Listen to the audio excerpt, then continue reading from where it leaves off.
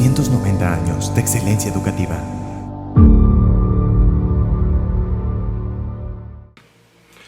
Hola, soy Marco Antonio García Revilla, profesor del Departamento de Química de la División de Ciencias Naturales y Exactas de la Universidad de Guanajuato. Hoy discutiremos brevemente la teoría de los funcionales de la densidad y el cálculo de descriptores de reactividad química, en particular en el estudio de la toxicidad desde el punto de vista computacional. Sucede que la química y en particular la toxicidad se puede comprender a través del estudio de sistemas microscópicos.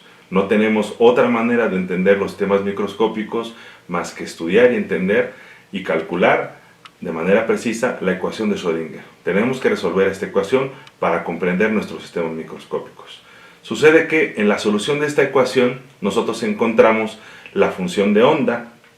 Esta función de onda de la ecuación 1, esta psi, es una función de 3n variables y es el ente matemático que tiene toda la información que podemos conocer de un sistema microscópico. Además de encontrar la función de onda, encontramos la energía de mi sistema. Sucede que esta función de onda es una función de 3n variables y este es un problema de gran reto.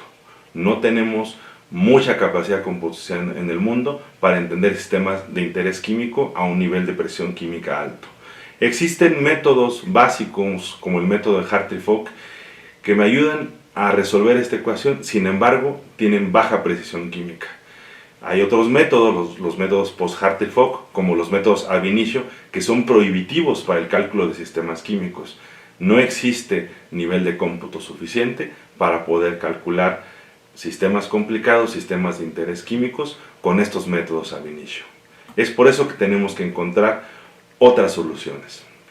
En particular, la energía total de un sistema es un observable físico, una cantidad que se observa en el laboratorio, que físicamente puedo medir en un laboratorio, tiene una contraparte en mecánica cuántica.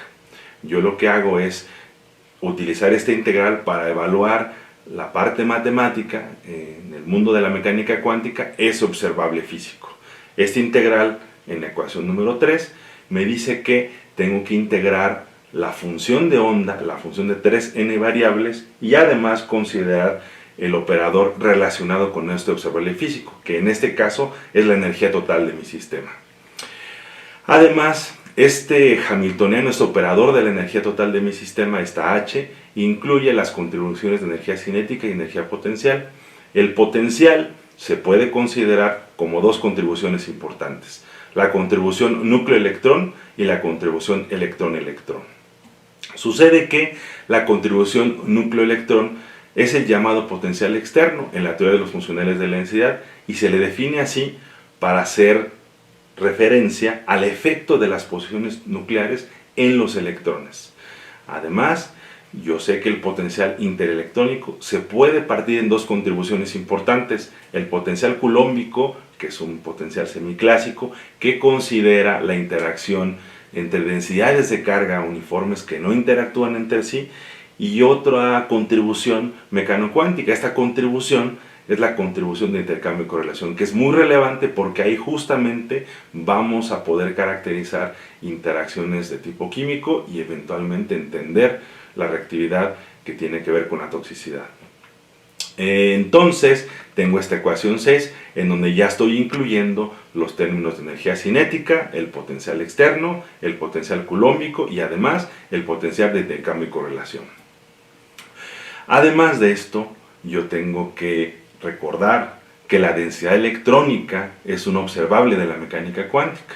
Existe un experimento que es la difracción de rayos X, mediante el cual y de manera indirecta puedo yo evaluar la densidad electrónica de las moléculas. Esta densidad electrónica sucede que ya es una función únicamente de 3 variables, no es una función de 3n variables como el caso complicado de la función de onda para resolver la ecuación de Schrödinger. También es importante decir que la densidad electrónica también se puede calcular de manera matemática. Y en la ecuación 7 tenemos justamente la ecuación, que es una integral, en donde yo puedo evaluar la densidad electrónica. Bueno, pues ahora en la teoría de los funcionales de la densidad tomamos mano de esta densidad electrónica para poder resolver de una manera más eficiente y con menos costo computacional justamente la evaluación de la energía total de un sistema. Entonces, el valor esperado, por ejemplo, del operador del potencial externo, ¿sí?, se puede construir fácilmente mediante la ecuación número 8 en una funcional de la densidad electrónica.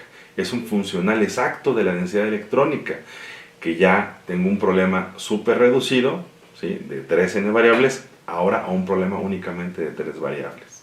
Bueno, también sucede que el funcional culómbico, el potencial culómbico, es una funcional exacta de la densidad electrónica, ¿sí?, como lo tenemos aquí en la ecuación número 9. Y bueno, tenemos un pequeño detalle en cuanto a la energía cinética. La energía cinética no es un funcional exacto de la densidad electrónica, no es un funcional exacto de Rho. Sin embargo, puedo aproximarlo a un sistema de electrones no interactuantes. Y este concepto de la energía cinética de un sistema de electrones que no interactúan se puede definir mediante la ecuación 10 y me va a ser muy útil junto con el potencial culómbico para establecer esta teoría de los funcionales de la densidad. Ahora, lo que le hace falta a esta energía cinética que yo he definido aproximada y a este potencial culómbico, lo puedo establecer mediante la definición del potencial exacto de intercambio y correlación, que es la ecuación número 11. Este potencial es desconocido, pero se postula su existencia, y justamente los funcionales de la DFT son propuestas que aproximan este funcional de intercambio y correlación. Entonces, la energía electrónica de un funcional de un sistema molecular se puede escribir como una funcional de la densidad electrónica, que es, recuerdo nuevamente, únicamente dependiente de 3 variables. Entonces, como resultado, estoy pasando de un universo de 3n variables, muy complicado, muy complejo de resolver, a un sistema de 3 variables únicamente, en donde la teoría de los funcionales de la densidad me permite entender sistemas de interés químico que son relativamente grandes, y yo puedo de esta manera establecer incluso estudios de toxicidad. El asunto es que las diversas aproximaciones de la teoría de las funciones de la densidad se pueden visualizar mediante esta caricatura, en donde paso del infierno de la baja precisión química de Hartree-Fock y voy escalando los peldaños hasta alcanzar el cielo de la gran precisión química. Puede ser mediante funcionales empíricos que consideran datos experimentales, o con funcionales no empíricos que son construidos a bases de supuestos puramente físicos.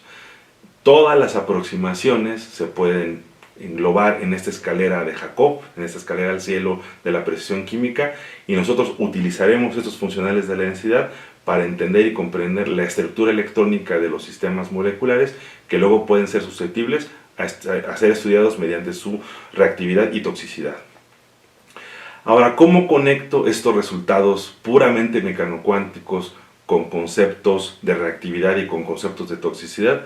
Bueno, recordemos que en termodinámica podemos definir el potencial químico como la derivada de la energía libre de Gibbs con respecto al número de moles. Este concepto de potencial químico es justamente la capacidad que tiene un componente, un reactivo, justamente de reaccionar. En la teoría de los funcionales de la densidad, el potencial químico se define como el cambio en la energía de un sistema debido al cambio en el número de electrones. En DFT, el número de electrones hace el papel del número de moles en la termodinámica. Entonces, con esta definición yo ya estoy aterrizando mis conceptos puramente mecanocuánticos a conceptos químicos muy relevantes que me pueden ayudar a entender la reactividad química. Ahora, yo puedo evaluar este potencial químico mediante diferencias finitas. Como observan aquí en la gráfica, yo tengo mis especies neutras, cargadas positivamente o cargadas negativamente, y estoy evaluando la energía de estas especies. El potencial de ionización se entiende como esta especie química que se le ha quitado un electrón y evalúo esa energía, esa diferencia de esta energía entre mi sistema que ya no tiene un electrón, ¿sí?, y mi sistema neutro. Y la afinidad electrónica es la energía de mi sistema que tiene un electrón extra menos la energía de mi sistema neutro. Y sucede que las pendientes de esta gráfica son justamente los potenciales de ionización y las afinidades electrónicas para un sistema neutro, aniónico y catiónico. Entonces, de acuerdo a la ecuación número 15, yo calculo mi potencial químico como la suma del potencial de ionización, la afinidad electrónica entre dos, cambiándoles el signo. Sucede que también la electronegatividad es algo muy importante en química. Se puede entender como esa capacidad de una especie química para ganar densidad de carga, la cual se define como el negativo del potencial químico, de acuerdo a la ecuación número 16. Bueno, ahora la susceptibilidad de un sistema a perder o ganar densidad de carga se puede entender como las segundas derivadas de la energía respecto al número de partículas. Eso está en la ecuación número 17. También puedo evaluar esta segunda derivada mediante diferencias finitas y el resultado final es la ecuación 18, en donde la dureza química se establece como la resta del potencial de ionización menos la afinidad electrónica entre dos, y la blandura es simplemente el inverso de la dureza. Bueno, ahora, ¿cómo yo utilizo estos descriptores químicos que estoy obteniendo para entender reactividad y para entender toxicidad? Sucede que esto no es nuevo. Desde 1963 Pearson definió la teoría de los ácidos y bases duros y blandos, en donde lo similar reacciona con lo similar. Ácidos duros reaccionan con bases duras, ácidos blandos reaccionan con bases blandas. En este caso, una base blanda es una especie donadora de electrones con alta polarizabilidad y baja electronegatividad. La base dura es una especie donadora de electrones con baja polarizabilidad y alta electronegatividad. Un ácido blando es una especie aceptora de electrones que fácilmente pierde densidad de carga, y un ácido duro es una especie aceptora de electrones que difícilmente pierde densidad de carga. Ahora, con estos conceptos que hemos trabajado, podemos nosotros evaluar las moléculas que nosotros queremos estudiar desde el punto de vista de su reactividad y de su toxicidad. Además, podemos utilizar, por ejemplo, el teorema de Cook-Banks, en donde el potencial de ionización es igual a la energía del orbital LUMO y la afinidad electrónica es igual a la energía del orbital HOMO. Sí, es una aproximación que es útil, que no necesariamente es totalmente cierta en la teoría de la DFT, pero podemos utilizar esto como una aproximación válida que me permite evaluar estos descriptores químicos que hemos estado estudiando mediante este conjunto de ecuaciones que les presento en esta diapositiva. Ahora, ¿cómo entonces conecto estos descriptores de reactividad con la toxicidad? Bueno, pues una molécula químicamente estable, que no reacciona mucho, es una molécula con baja probabilidad de tener efectos tóxicos. Índices de reactividad cuantitativamente elevados significan una alta probabilidad de reaccionar y por lo tanto la posibilidad de un efecto tóxico. Valores pequeños en el gap HOMO-LUMO se relacionan con grandes valores en la blandura. Altos valores de electronegatividad, potencial químico y dureza se relacionan con valores grandes de gap HOMO-LUMO. Algunos ejemplos importantes de moléculas con conocida actividad tóxica los presento en esta diapositiva. Tengo el DDT y el agua. En este caso, observamos que a pesar de que el potencial químico y la electronegatividad es similar para el DDT y para el agua, no lo así son la blandura y la dureza. Tenemos claramente que el DDT es una molécula como se observa aquí, extremadamente blanda. De hecho, tiene el doble de la blandura que el agua. Y tenemos la sabida referencia de que el DDT es una extremadamente tóxica molécula, no así el agua. Entonces, la conclusión fundamental de esta charla es que los descriptores de reactividad química que se calculan de resultados mecanocuánticos son muy útiles para entender reactividad química y también toxicidad. Muchas gracias por su atención.